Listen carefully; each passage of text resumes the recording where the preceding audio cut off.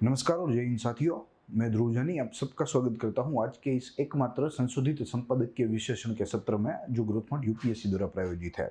आज के इस सत्र में, आज की इस चर्चा में हम लोग टाइम्स ऑफ इंडिया के एक लेख को लेकर बात करेंगे जो आज छपा था आज के टाइम्स ऑफ इंडिया में, और उसका शीर्षक है कॉर्पोरेट्स फॉर बैंकिंग।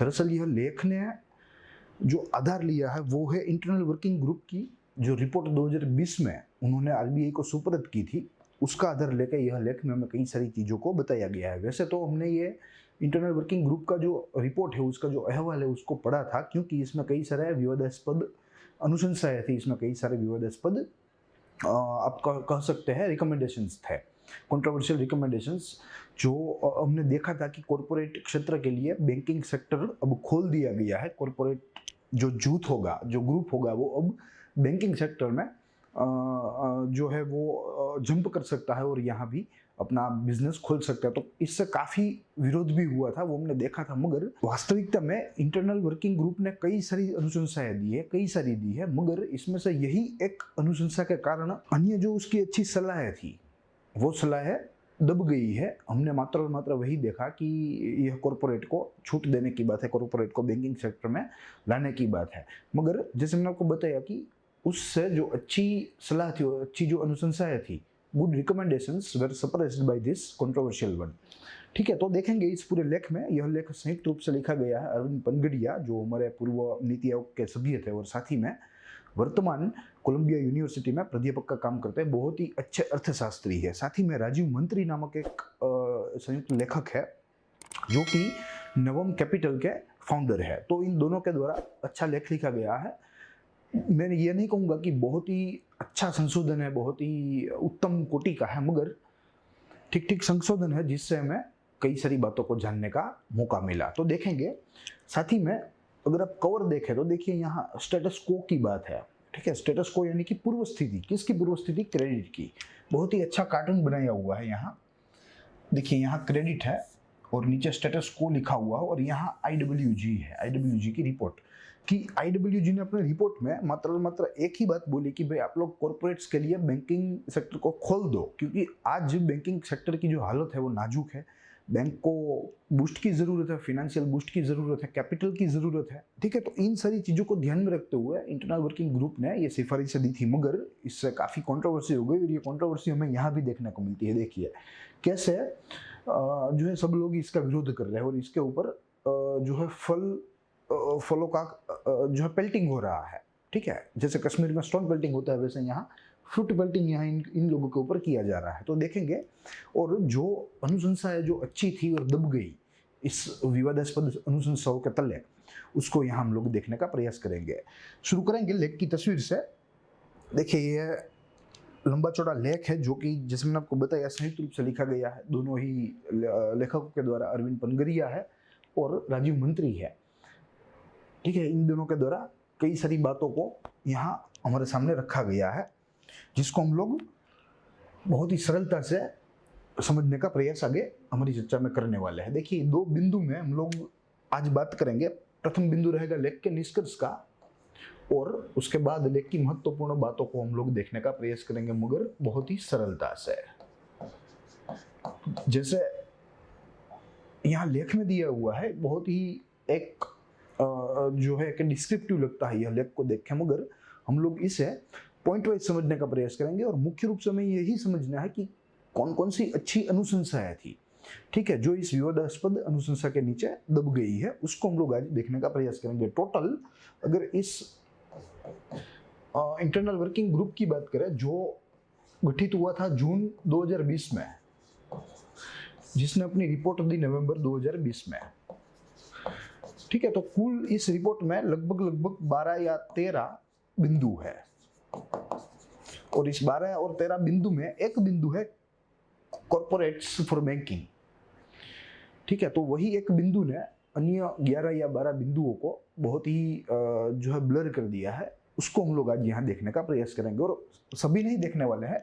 इसमें से जो हमारे लिए महत्वपूर्ण हो, जो हमारी परीक्षा दृष्टि से हमारे लिए जो है समझना थोड़ा महत्वपूर्ण हो, उसको देखने का प्रयास करेंगे। साथ ही अगर इस विषय की बात करें, विषय की परीक्षा संबंध की बात करें, तो जीएस पेपर 3 के साथ संबंधी है और उसमें भी इकोनॉमिक डेवलपमेंट।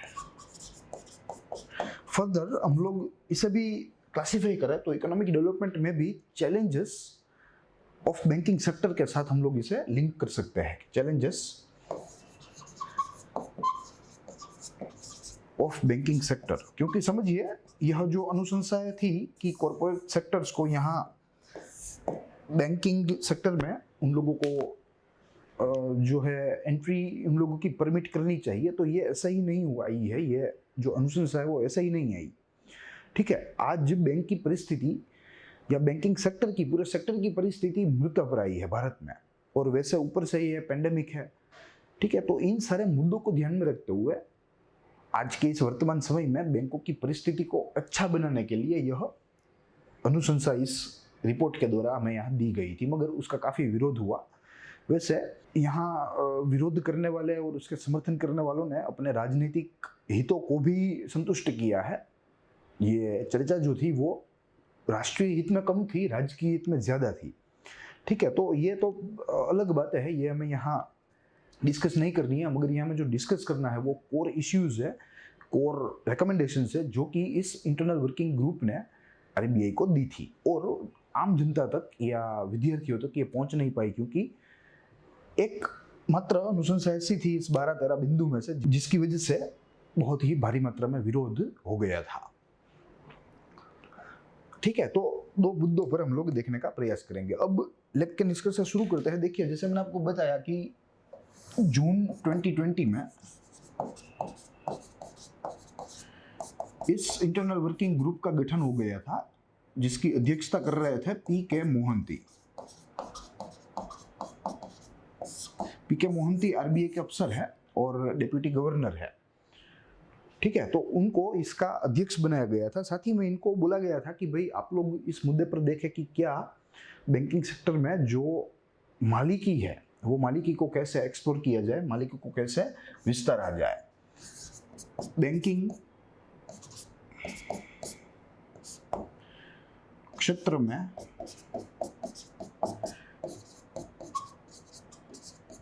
मालिकी की शर्त है। ठीक है, या आप यहां शर्तों की जगह पर एलिजिबिलिटी भी कह सकते हैं। तो ये बात को सुनिश्चित करने के लिए इसको ये काम के साथ यह पूरा ग्रुप नियुक्त किया गया था, जिसने अपनी रिपोर्ट सौंपी नवंबर 2020 में।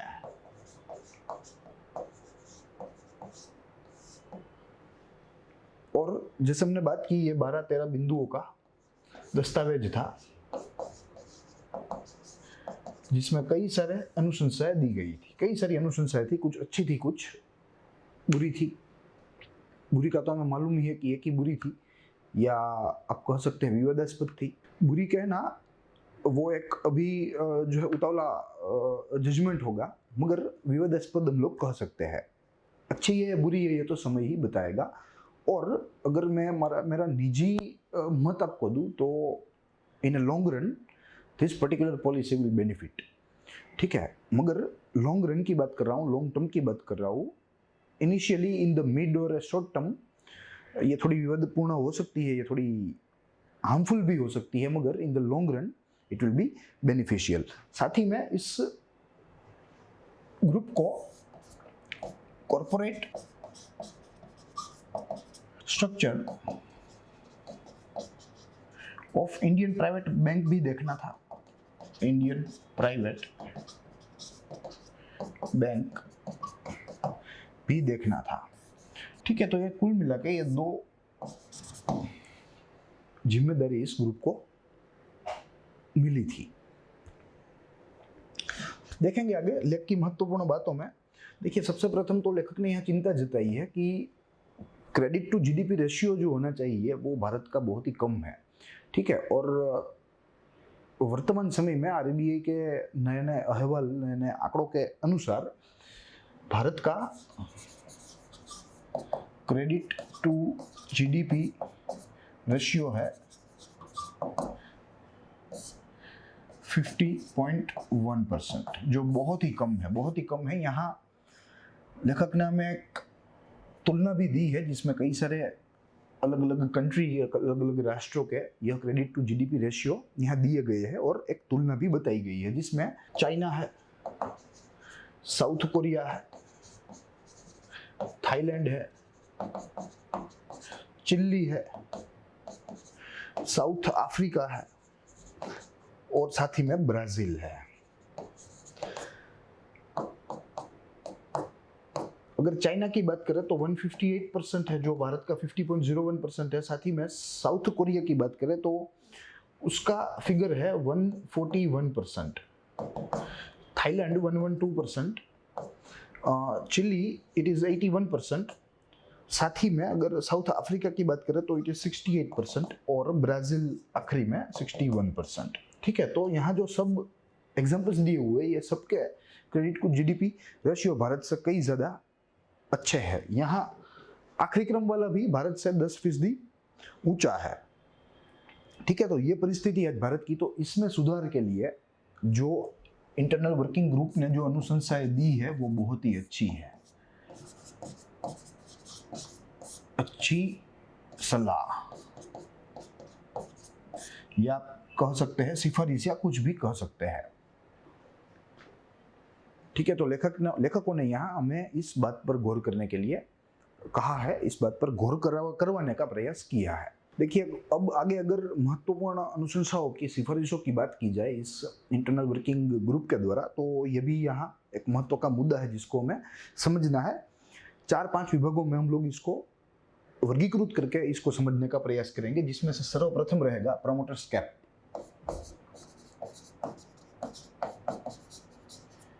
प्रमोटर्स कैप, उसके बाद रहेगा एनबीएफसी, उसके बाद स्मॉल फाइनेंसिंग बैंक्स और आखिरी में बैंक लाइसेंसिंग।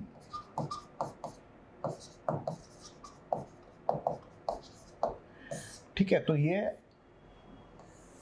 4 बिंदु है जिसके तहत हम लोग यह इंटरनल वर्किंग ग्रुप के द्वारा जो अनुशंसाएं दी गई है उसको देखने का प्रयास करेंगे। जिसमें से प्रमोटर्स कैप है, तो प्रमोटर्स कैप की जो लिमिट है उसको बढ़ाया है। यहाँ जो आज तक 15% था वो बढ़ा के कर दिया 26%।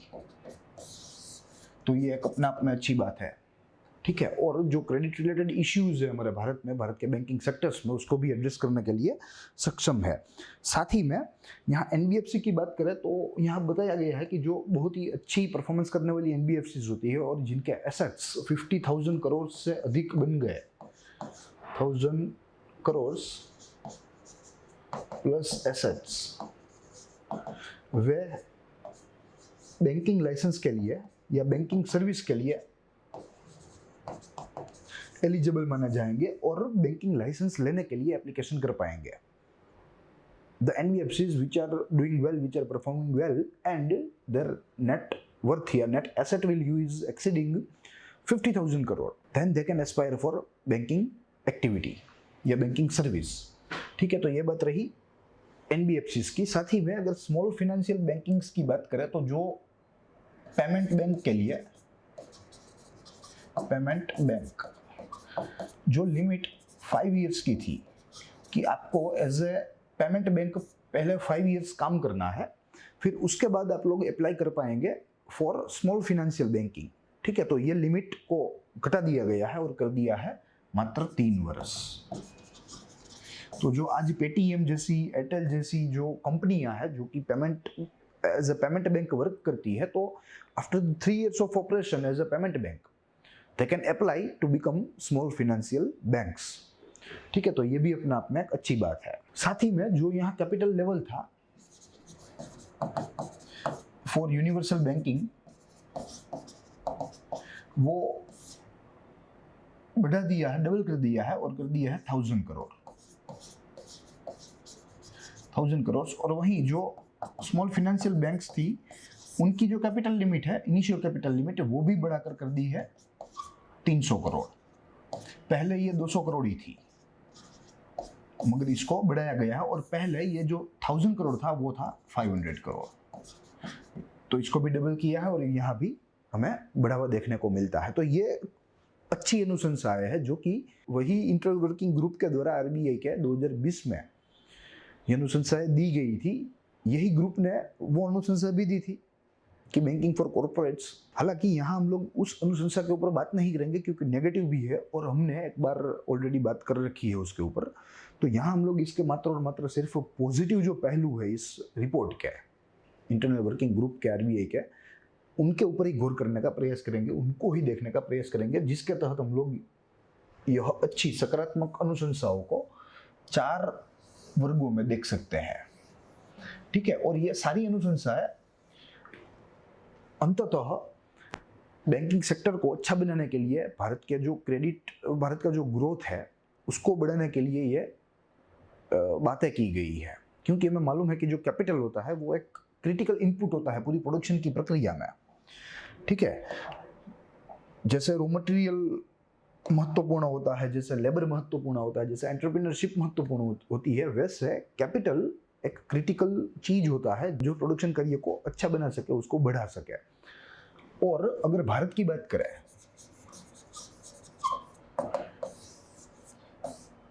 तो भारत में कैपिटल का सोर्स मेनली बैंक्स है,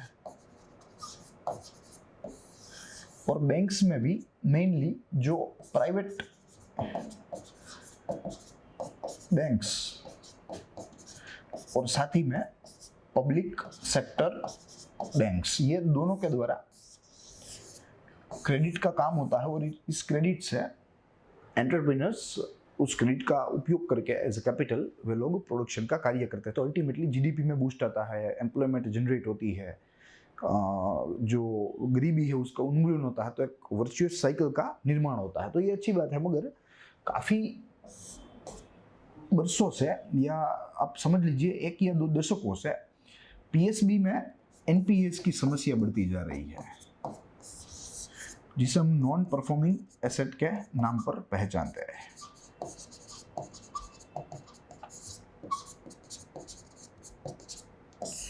ठीक है, तो आज हाल ये है कि पीएसबी और क्रेडिट देने के लिए अक्षम है। नो मोर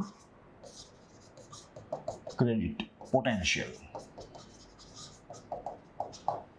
अब इन बैंकों को फिर से सजीव करने के लिए, इनको पुनर्जीवित करने के लिए सरकार इन्फ्यूज करने का प्रयास करती है। करोड़ ऑफ रुपीज का जो फंड होता है वो इसमें इन्फ्यूज करने का प्रयास करती है। तो ये इंटरनल वर्किंग ग्रुप ने ये भी एक बहुत ही अच्छी अनुशंसा दी है कि अब से पीएसबीज को पुनर्जीवित करने के लिए जो टैक्स पेयर्स है उनके पैसे नहीं लगेंगे, उनके पैसों का उपयोग सरकार नहीं कर सकती, और उस पैसे से यह पीएसबी को जीवित नहीं कर सकती। ठीक है, यह इंटरनल वर्किंग ग्रुप ने साफ तौर पर कर दिया, और यह भी कहा कि भाई आपको जो कैपिटल का जो सोर्स है वो कोई अलग ढूंढना चाहिए, वहां से कैपिटल रेज करना चाहिए, और इसी तरह आपको आपकी बैंक की जो परिस्थिति है वो अच्छी करनी चाहिए, मगर टैक्स पेयर का एक भी रुपया इसके अंदर नहीं पड़ना चाहिए। क्योंकि मालूम ही है कि जैसे ही इन्फ्यूज होगा, ठीक है, तो पिछले दरवाजे से लोन मिल जाएगी, और पीएसबी में हमने देखा है कि जो लोन है वो कैसे मिलती है, और ये जो एनपीए का कारण है वो भी यही है।